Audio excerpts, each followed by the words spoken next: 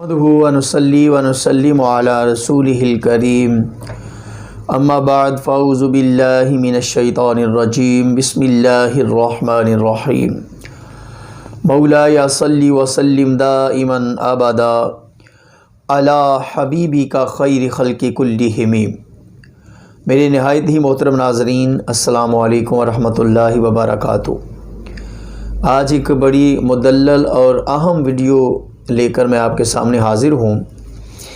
چونکہ عید الفطر گزر چکی ہے اور عید الفطر کے دنوں کے اندر ہی جو سب سے زیادہ سوالات پوچھے جاتے ہیں وہ شوال المکرم کے 6 روزوں کے بارے میں ہے۔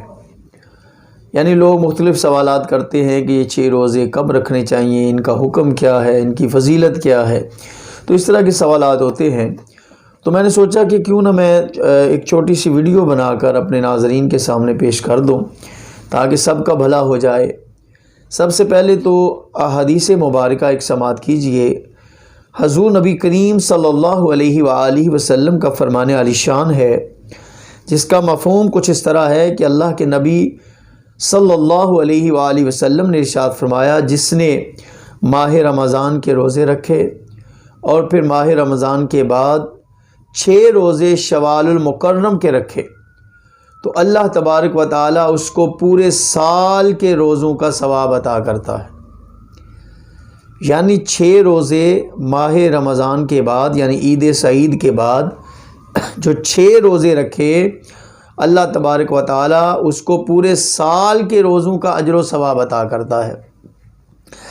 اس حدیث پاک سے ایک تو اس کی فضیلت واضح ہو گئی کہ اس کی فضیلت کتنی ہے۔ اب یہاں جو نقطے کی بات ہے کہ ماہ رمضان کے اللہ تبارک و تعالیٰ نے 30 روزے جو فرض کیے ہیں، ان کے ساتھ یہ 6 روزوں کا کیا کنیکشن ہے، کیا تعلق ہے؟ تو جب قرآن مجید کو آپ پڑھیں تو آپ یہ بات جو ہے واضح ہو جائے گی کہ اللہ تبارک و تعالیٰ کے پیارے حبیب علیہ الصلاۃ والسلام نے ماہ رمضان کے ساتھ 6 روزے کیوں لگائے۔ حالانکہ یہ فرض نہیں ہے، یہ نفلی روزے ہیں، لیکن ان کا اجر و ثواب دیکھیے کتنا ہے۔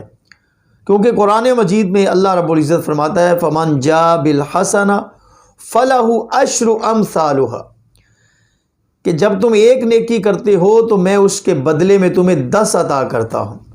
یعنی ایک نیکی کے بدلے میں اللہ تبارک و تعالیٰ 10 عطا کرتا ہے۔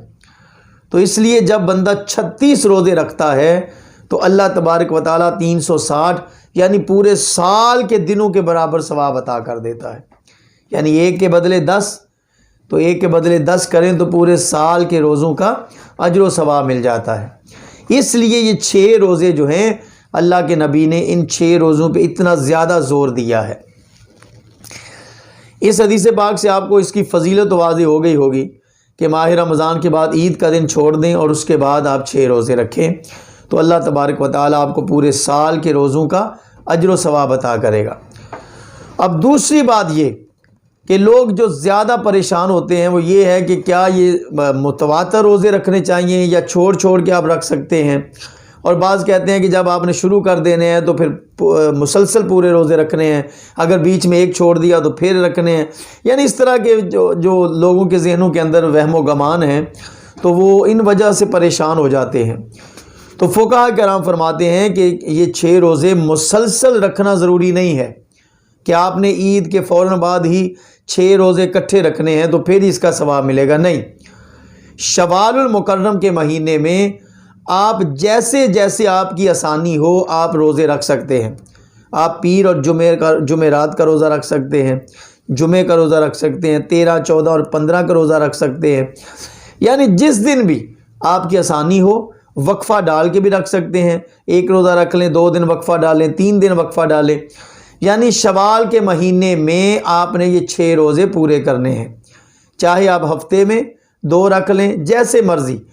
اس میں کوئی پابندی نہیں ہے کہ آپ نے 6 روزے اکٹھے رکھنے ہیں یا رکھنے جب شروع کر دینے ہیں، ایک چھوٹ گیا تو پھر 6 رکھنے ہیں، نہیں۔ آپ کے لیے جیسے آسانی ہو آپ یہ 6 روزے رکھ سکتے ہیں تو اللہ تبارک و تعالیٰ اس کا اجر و ثواب عطا کرنے والا ہے، کیونکہ اس کی رحمت بڑی وسیع و عریض ہے، نہ اسے کسی سے پوچھنا پڑتا ہے، نہ اجازت لینی پڑتی ہے۔ تو اس لیے میں یقین رکھتا ہوں کہ میرے ناظرین کو سمجھ آ گئی ہوگی کہ ماہ شوال کے روزے جو ہیں ان کی فضیلت کیا ہے اور ان کے رکھنے کا طریقہ کیا ہے۔ تو اللہ تبارک و تعالیٰ کی بارگاہ میں دعا ہے کہ اللہ کریم ہم سب کو ماہ شوال کے یہ 6 روزے جو ہیں وہ بھی پورے رکھنے کی توفیق عطا فرمائے۔ اگر ویڈیو اچھی لگے تو دوستوں میں ضرور اس کو شیئر کریں، لائک یہ کریں اور کمنٹ کر کے بتائیے گا کہ آپ کو یہ ویڈیو کیسی لگی، اور یہ وظائف ہاؤس چینل کو ضرور سبسکرائب کر دیں۔ اللہ تبارک و تعالیٰ آپ کو اجر و ثواب عطا کرے۔ اگلی ویڈیو تک کے لیے اجازت دیجیے۔ اللہ نے